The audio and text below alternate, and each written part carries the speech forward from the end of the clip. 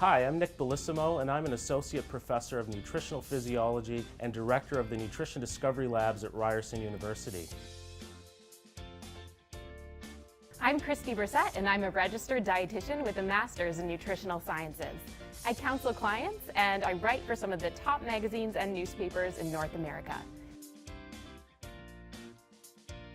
Do you have questions about sugars and sweeteners? You're not alone.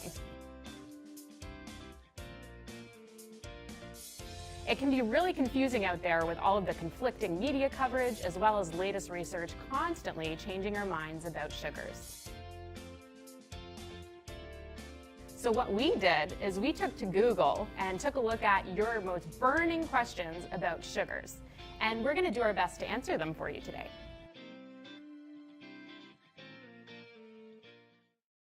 We're going to start with one of your most popular questions.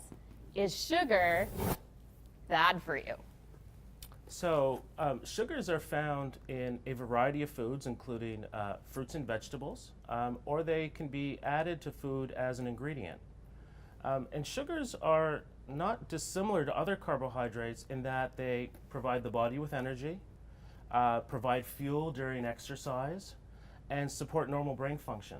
But really the important takeaway message is that whether sugars are naturally occurring or added, the body handles them in the exact same way. That's right. And a healthy diet has the right number of calories for you and your physical activity level, as well as enough of the vitamins, minerals, and other nutrients that your body needs. Taking in too many calories, whether it's from sugars, other carbohydrates, protein, or fat, is not a good idea. This can lead to weight gain, and we know that being overweight is linked to a variety of health problems.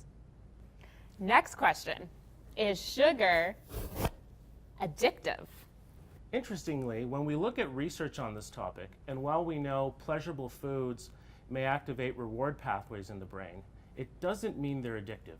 We know things like money, intimacy, and even consuming water will activate those same brain regions. Now, the majority of the research is actually based on animal work, and it doesn't actually translate all that well to humans. And it most certainly doesn't explain the increase in the prevalence of obesity over the past 30 years.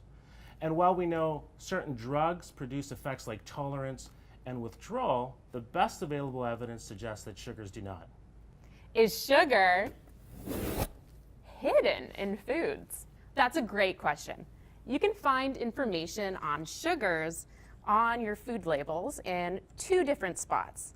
First of all is the nutrition facts table. Here you find information on amounts. So you get the total amount of carbohydrate as well as the total amount of sugars that are in the listed serving size of the food or beverage. The other place to look is the ingredient list. This tells you the sources of different types of sugars or sweeteners that have been added. So for example, we have fancy molasses, we have brown sugar. You'll see different names based on the different sources of sugars or sweeteners that are used. And one thing to note is the ingredients list is listed from the largest amount of what's in the food to the smallest amount of what's used. So if you want to know if a product is high in added sugars, you can tell that by finding sugar listed early on in the ingredients list. We hope we answered some of your top questions about sugars and made you think twice about some of the answers.